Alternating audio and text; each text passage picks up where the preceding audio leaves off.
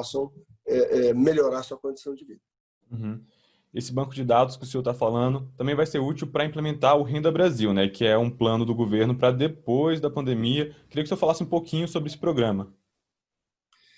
Bom, Daniel, o programa Bolsa Família ele já vinha sendo criticado, né, pelos especialistas há bastante tempo, por conta de que ele fez uma desfocalização, né? O programa, ao longo do tempo, se transformou, em muitos momentos, numa pescaria eleitoral e um programa que freava, né, e freia até hoje, a condição das pessoas poderem crescer, se desenvolver e se emancipar, né? A preocupação já era intensa no ano passado, eu ainda estava na Casa Civil e fazia a coordenação do governo, que hoje é feita pelo general Braga Neto, com muita competência, e aí nós iniciamos um processo de reavaliação, ouvimos especialistas de dentro e fora do governo, e a gente vinha trabalhando desde novembro do ano passado. Então, se não tivesse acontecido a pandemia, nós já teríamos, inclusive, apresentado e discutido a proposta do Renda Brasil com o Congresso Nacional. Muito provavelmente, coisa de mais 30 dias, eu acredito que a gente já tem condição de poder apresentar. A ideia é um programa que estimule as pessoas para a busca da sua emancipação, sem os riscos que tem hoje, porque vamos tornar prática essa conversa. A pessoa está no Bolsa, aí ela recebe, por exemplo, uma oferta de emprego. A grande maioria das pessoas, por temor de perder a sua condição no programa, não aceita ser assinada a sua carteira. Prefere ficar com ticket médio inferior a R$200, fazer alguns bicos e, com isso, ir levando a vida. Então, nós queremos alterar isso. Por exemplo, no Renda Brasil, a pessoa vai poder, e vai ter estímulos para isso, inclusive para as empresas, né? Aí entra talvez com aquela ideia do ministro Paulo Guedes, do Carteira Verde e Amarela, onde se reduzem, né, os custos sobre o trabalho, se estimula a empregabilidade das pessoas que são ou chefe de famílias, ou filhos ou filhas, né, com idade de trabalhar, das famílias do Bolsa, que será o futuro Renda. A pessoa vai poder assinar sua carteira, ter a sua carteira assinada, e se ele tiver qualquer problema, ele não volta para a fila como hoje. E aí fica lá esperando 2, 3, 4, 5, 6, 7, 8 meses sem receber nada. Não, ele volta para o programa, né? Ele tem a garantia de retorno imediato, o que tira esse pavor, né, que foi instalado nas pessoas e que cria dependência, né, de que se ele for trabalhar, ele com carteira assinada, ele acaba tendo que voltar para a fila, né, do programa e não para o programa em si. Então, essa é uma das ações que nós vamos fazer. Nós também vamos articular, né, programas como Criança Feliz, que hoje estimula e prepara para ter um grande desenvolvimento todas as crianças de 0 a 36 meses, quer dizer, todas não, né? No Bolsa são 4 milhões de crianças, nós estamos atendendo, é o primeiro ano do programa, né? Estamos atendendo até o presente momento em torno de 1 milhão de crianças, precisamos escalar, então nós estamos trabalhando para, com essas novas ferramentas, a gente poder escalar para 2, 3 milhões de pessoas esse programa, e ele é muito importante porque ele prepara e capacita a criança, né, de 0 a 36, e depois ele tem que estar conectado, por isso, com creche, jardim nível A, jardim nível B, para permitir que a criança, quando chegar na primeira série do primeiro grau, a criança pobre, da família mais vulnerável, ela tenha a mesma condição da família de classe média. Esse é o nosso objetivo. Porque aí ela vai ter a sua alfabetização em 2 ou 3 meses, né?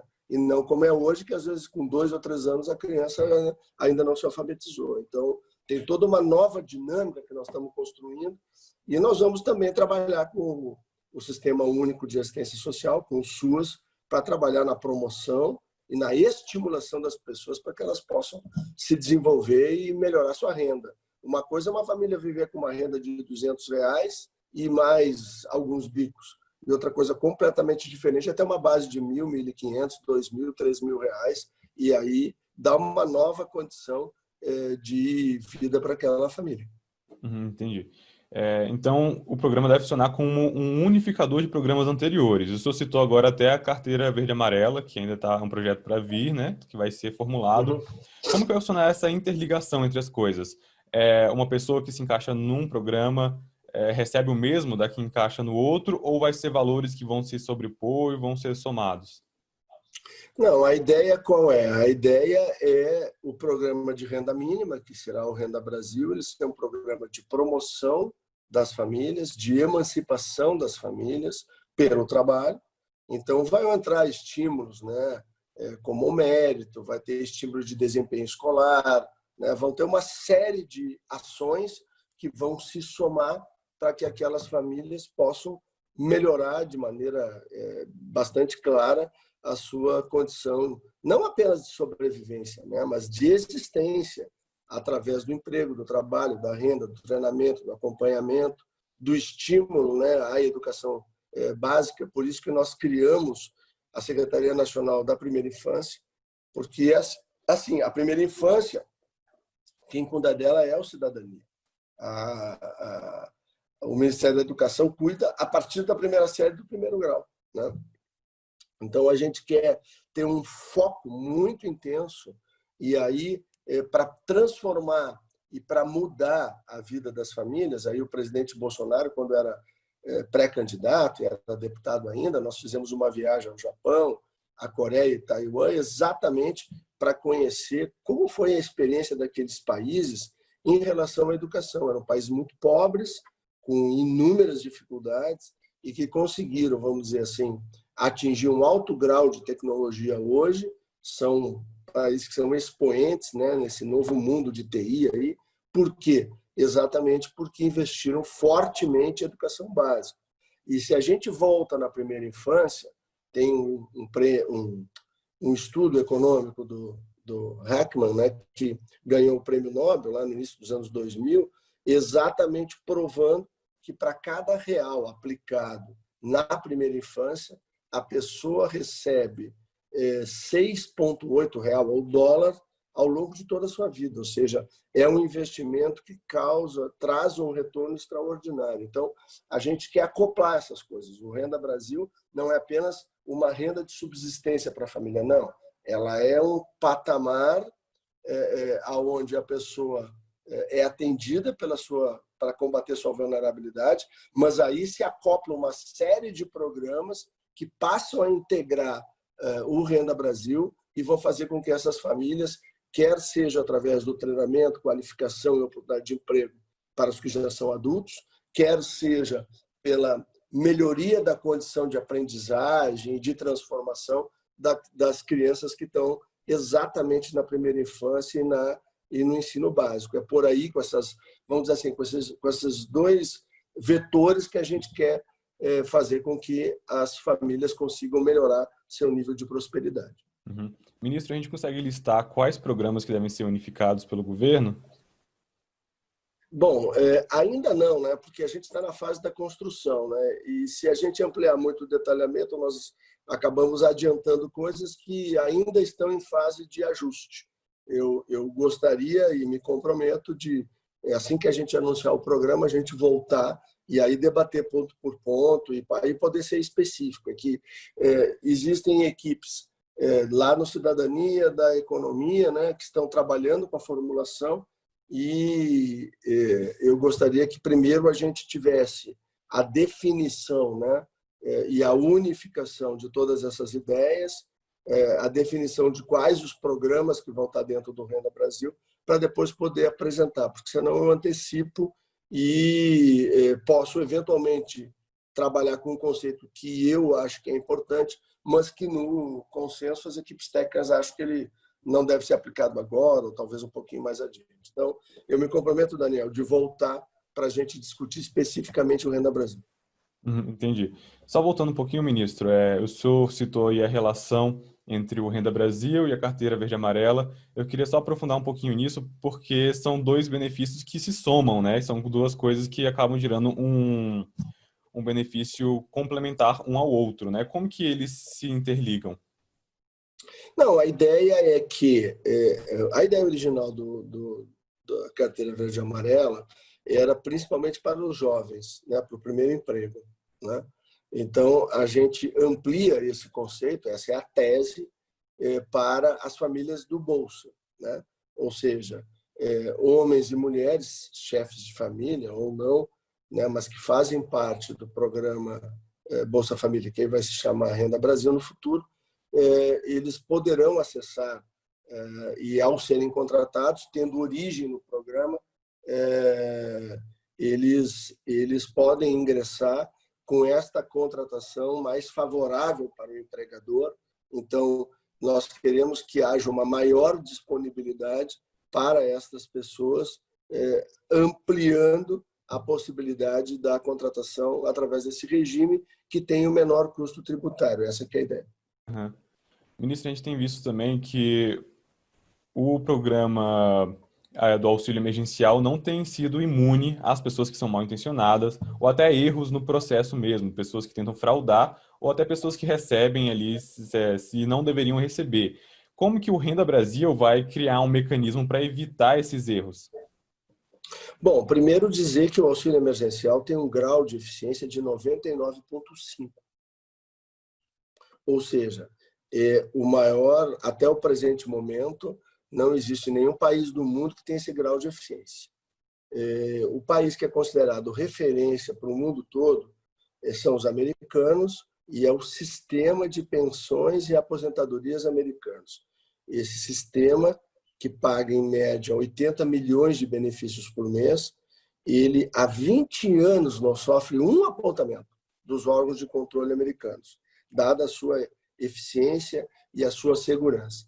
Eles aceitam como desconformidades, e desconformidades como um grande guarda-chuva, né, aonde cabe o erro humano, a falha do sistema ou a fraude, né, a que tu está te referindo. E os americanos aceitam 0,82%. Esse é o índice que eles consideram aceitável de erros humanos, falhas de sistema ou fraudes propriamente dita. A CGU fez um primeiro levantamento, nós temos um acordo de cooperação com a CGU desde o primeiro dia do programa, e ela nos ajuda muito a melhorar os nossos processos, e eles avaliaram 30 milhões e 500 mil benefícios concedidos. 30 milhões. A CGU achou 160 mil desconformidades, portanto 0,5%. Né? Um pouquinho acima da metade do mundo. Depois o TCU, isso foi recentemente, foi amplamente divulgado, fez uma análise de 50 milhões e 200 mil benefícios concedidos. Encontrou 600 mil casos de desconformidade. Quando nós fomos analisar e aí decupar, abrir os 600 mil, nós encontramos 220 mil que eram pessoas que haviam recebido a primeira parcela do auxílio emergencial e um mês depois, quando foi criado o benefício emergencial, os seus empregadores reconheceram aquelas pessoas e nós bloqueamos. Então, não recebeu na segunda, terceira, nem quarta, nem quinta, porque ele está no bem, ele não está no auxílio emergencial, ele recebeu a primeira parcela. E esse bloqueio foi feito um mês e meio antes do TCU dizer que tinha um problema. Portanto, esse problema é descontado desses 600 mil, porque o bloqueio foi feito pelo nosso sistema. Então, aí cai para 380 mil. Nos 380 mil, tem mais ou menos 200 mil que são benefícios variados do INSS, BPC, auxílio-doença, auxílio-desemprego, que tinham problemas de base de dados. Então, isso cai para mais ou menos 180, 190 mil, que dá 0,44% sobre os 50 milhões. E, por fim, a Receita Federal fez uma avaliação em 60 milhões de benefícios concedidos e encontrou 0,4%. Portanto, em 3 análises, ou nós temos 0,5% ou nós temos 0,4%. Ou seja, ou é a metade ou um pouquinho mais da metade. Ou dizendo ao revés, a gente tem 99,5% de correção, de acerto no auxílio emergencial. Mas é claro que um programa desse tamanho, com os quase 67 milhões de beneficiários, vai ter pelo menos 0,5% de problema, e isso já são 300, 400 mil pessoas, o que, obviamente, nos incomoda a todos. Mas, por outro lado, nós conseguimos, através da transparência ativa, que é o programa que nós desenvolvemos junto com a CGU, desde o segundo grupamento que nós pagamos ainda no final de abril, início de maio, nós colocamos no site da CGU, no site da Transparência Brasil, lá está, por estado, por cidade, todas as pessoas que receberam auxílio emergencial, o que permite o tal do controle social, né, que é a tal transparência ativa. Então, é daí que surgiram as pesquisas de jornais e emissoras de televisão, aí que surgiram as denúncias das pessoas, e nós já conseguimos recuperar 72 milhões em devolução em dinheiro e 79 mil pessoas. Esse dado, Daniel, é da semana passada. Eu vou ter atualizado e vou repassar para vocês o dado desta semana. Mas quer dizer, quase 80 mil pessoas, eu acho que nós já viramos as 80 mil, já devolveram o auxílio emergencial. E aqui, aproveitar para mandar um recado, né, para quem fraudou ou tentou dar uma desperta. Devolva o quanto antes, porque a gente vai atrás, com a Polícia Federal, com o Ministério Público, com a Receita Federal, nós vamos buscar de volta esse dinheiro. Esse dinheiro não é para espertalhão, não. Esse dinheiro é para quem precisa. E como funciona o mecanismo para a pessoa devolver? Ela entra no aplicativo? Como que é? Ele entra lá no site ou do Ministério da Cidadania ou lá da CGU. Aí, o primeiro ícone que tem lá é auxílio emergencial, ele clica em cima, abre dois campos. O da devolução da denúncia. Então, me dá a oportunidade, obrigado, Daniel, de me lembrasse disso aqui. Então, no campo da devolução, a pessoa clica ali, bota lá seu CPF, seu nome, e imediatamente é emitida uma guia de recolhimento da União, vai em qualquer banco, vê a importância que a pessoa recebeu, se foi 600, 1.200, quanto que foi, e devolve. Né? E aí está resolvido o problema daquela pessoa. E outra forma da gente poder chegar naqueles que indevidamente receberam é através do denúncia. A pessoa faz a denúncia, bom, ela entrou lá, uma cidade X, né? Caiapó. Ela achou lá em Caiapó que tem uma pessoa que ela não concorda, que ela acha que a pessoa não precisa. Então, ela faz a denúncia, ela é sigilosa, a análise também é sigilosa. Só se nós encontrar a pessoa que aí a gente aciona, né? Os órgãos de controle para ir atrás daquela pessoa e pedir que ela faça a devolução, ou ela vai sofrer depois o processo, né? Se for servidor público, né? E a gente tem que lembrar uma coisa, Daniel, nós temos uma fronteira aí entre aquilo que é legal, que é o que a lei determina, e aquilo que é moral, né? Porque tem gente que poderia se encaixar nas questões que envolvem a lei, né? Nos princípios da lei, mas que não é moral, né? E essa é uma fronteira muito complexa, uma zona cinzenta, né? E aí esse controle social das pessoas poder nos ajudar a nos dar informações, porque, é claro, o governo federal tem uma boa base de dados, mas tem problemas. Por exemplo, uma informação do auxílio-desemprego, do auxílio-doença, quando se conclui o pagamento, leva de um mês ou dois para isso entrar na base de dados.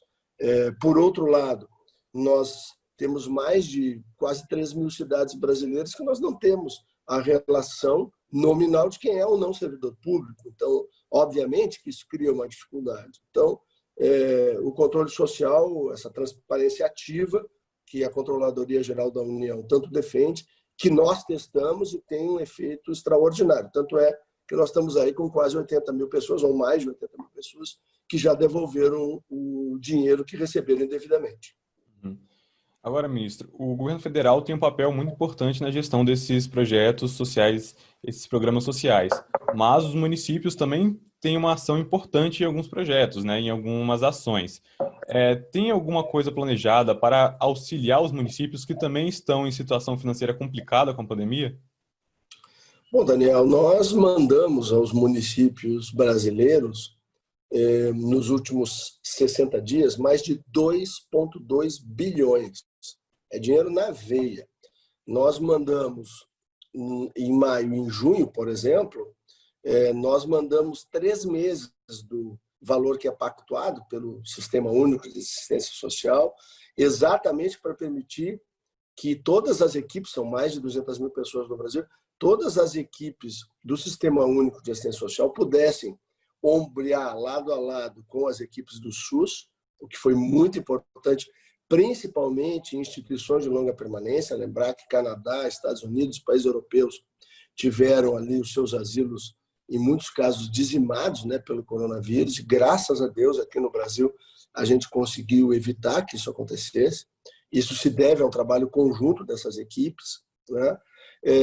Nós também, através de uma portaria que as pessoas podem acompanhar lá no site do Cidadania, nós, por cidades, elas podem acompanhar, nós mandamos mais de R$ 1 bilhão em recursos para aquisição de EPIs, para proteger essas equipes do SUS, que eu chamo dos soldados do bem, né? Os homens e mulheres que levam não apenas a prevenção, mas muitas vezes uma palavra de carinho, né, para as pessoas que estão no asilo, por exemplo, né, ou no orfanato, né, que é tão importante também levar esse lado humano, né? Da mesma maneira, aquisição de alimentos para essas instituições. Então, graças a Deus, não faltou, ao contrário, houve inclusive um reforço nutricional nessas instituições durante esse período. Além da mobilização que nós fizemos, também mobilizamos, né, através do Pátria Voluntária, da primeira-dama, uma série de instituições e de empresas que fizeram doações de alimentos, principalmente para os nossos asilos, para melhorar ainda mais a condição dos nossos idosos. E, por outro lado, ainda o acolhimento de moradores de rua. Nós fizemos um levantamento e pudemos cobrir com recursos 6 meses, né, até o final do ano, para acolhimento e abrigamento da população de rua. Então, teve um trabalho muito intenso, Daniel, que foi feito para dar condições a que as equipes da assistência social tivessem os recursos, os meios, né, e também os equipamentos necessários para poder fazer essa ação humanitária aí, que foi tão importante para diminuir, né, os efeitos da pandemia no Brasil. Eu gostaria também de falar com o senhor sobre um outro assunto que passou lá pelo Congresso recentemente, foi sancionado pelo presidente Jair Bolsonaro, que é o marco regulatório do saneamento básico, que é uma questão que interfere muito na qualidade de vida dos brasileiros, principalmente no interior, nas regiões onde o acesso da infraestrutura é mais complicado. Na visão do senhor, como que o país deve enfrentar esse desafio de universalizar o serviço de saneamento, assim, num curto prazo? Bom, eu trabalhei, né, o ano passado, quando estava na Casa Civil. Nós fazíamos lá, como eu já expliquei aqui, né, a coordenação do governo. Lá é o centro de governo, a Casa Civil. E um dos programas que nós coordenávamos era o PPI, né, que é o Programa de Parceria de Investimentos. E no ano passado, junto com mais de 9 ministérios, né, nós conseguimos buscar mais de 500 bilhões, ou seja, meio trilhão de investimentos para o Brasil nos próximos 10 anos. Dinheiro, a maioria, dinheiro internacional, 100% investimentos privados, e que deram ao Brasil a condição, por exemplo, de estar enfrentando o que está enfrentando hoje, exatamente por conta de ter esse respaldo, né? E esse ano o PPI vai continuar trabalhando, né, na linha de poder trazer mais e mais investimentos. Tem aqueles 2 campos petrolíferos, né? Nós oferecemos 4 no ano passado, vendemos 2, e que nós pretendemos ainda vender esse ano, no máximo início do ano que vem. Nós temos aí a Ferrogrão, né, que é a ferrovia lá que vai do centro-oeste até o norte, e que vai reduzir mais de 40% o custo logístico, né, do transporte de grãos. É uma ferrovia greenfield, quer dizer, do zero até a sua conclusão. São 3,2 bilhões de dólares de investimento. E nós, há um ano e pouco atrás, a gente não tinha nenhum investidor interessado. Tenho certeza que nós vamos ter os árabes, os chineses, os russos disputando essa ferrovia no Brasil. Desculpa. E por que eu estou trazendo isso? Porque nós inserimos o saneamento básico no PPI. Então, agora, com esse novo marco regulatório, isso vai facilitar muito para que a gente consiga fazer concessões privadas, né, de serviço público, tanto para a questão do próprio saneamento, né, das cidades. Um dos grandes problemas ambientais que nós temos no Brasil é exatamente o tratamento de esgoto, né, e esgoto urbano. Esse é o grande drama hoje brasileiro, pela contaminação que traz tanto pluvial quanto cloacal, né, de rios, né, e mananciais de água. E água é fundamental, talvez para os próximos anos seja um dos itens mais importantes, né, e mais valiosos, né, de preservação no planeta. E o Brasil precisa acelerar esse processo. Então, com o marco regulatório, o programa de parceria de investimentos, o Brasil tem a melhor carteira do mundo de investimentos em infraestrutura. Eu tenho certeza que esse casamento vai permitir que a iniciativa privada brasileira e internacional possa nos alavancar e permitir que a gente consiga universalizar o saneamento em todo o país. Ministro, muito obrigado por ter participado do nosso bate-papo hoje. Chegamos ao final do nosso bate-papo, infelizmente. Tem mais alguma coisa que o senhor queria ressaltar sobre os programas do governo? Só para finalizar. Não, Daniel, eu acho que só aproveitar para mencionar aqui, porque tem um volume de algumas milhares de pessoas. Nós acabamos de fazer a análise da contestação de 1.800.000 brasileiros, encontramos, né, os 805.000 que nós já mandamos para a Caixa para pagamento, chegando quase em 67 milhões, faltam, né, 100 mil pessoas para nós chegar a 67 milhões de brasileiros beneficiados, né, pelo auxílio emergencial, mas falar da contestação, né? E aí pedir para as pessoas que se acham no direito de que fizeram a contestação na máquina ou tentaram o seu recadastramento e não tiveram êxito, mas que tenham documento, por exemplo, receberam o seu auxílio-desemprego último em maio, né? Então aí o sistema não pega, porque em junho recém chega a informação, vai pegar só em julho, teoricamente o programa tinha sido fechado, então a pessoa tem a expectativa, precisa do recurso, está desempregada e ela tem o documento ali que prova que o último auxílio emergência, o último auxílio-desemprego dela, por exemplo, o auxílio-doença, ela recebeu em maio. A partir de junho ela não tem mais. Eles devem procurar a Defensoria Pública da União, nós fizemos um convênio com ela, para aqueles encontros defensores públicos, eles têm que ir no site DPU/defesa, lá tem a relação com o e-mail, com o telefone ou com o WhatsApp de cada um dos escritórios regionais da DPU em todo o Brasil. Como o defensor público tem fé pública, ele analisa aquela documentação, ele manda, nós criamos um sistema, cada um deles tem a condição de mandar a informação lá para a cidadania, e no momento em que o defensor público identifica que aquela pessoa tem razão, que ela tem direito, isso sobrepõe a análise da máquina e vai direto para o nosso setor de pagamentos. Em 4 dias está depositado o recurso dessa pessoa na Caixa Federal. Então, vamos dizer assim, uma informação final importante para que as pessoas tenham a possibilidade de buscar o seu auxílio emergencial. E eu quero agradecer muito, Daniel, essa possibilidade, em nome do presidente Bolsonaro, de prestar esse serviço de utilidade pública através do Brasil 61 e me colocar à disposição para futuramente a gente voltar a conversar. Muito obrigado. Tá certo, ministro. Nós que agradecemos. Boa tarde. Bom dia para o senhor ainda, né? Bom dia, um grande abraço aí. Abraço.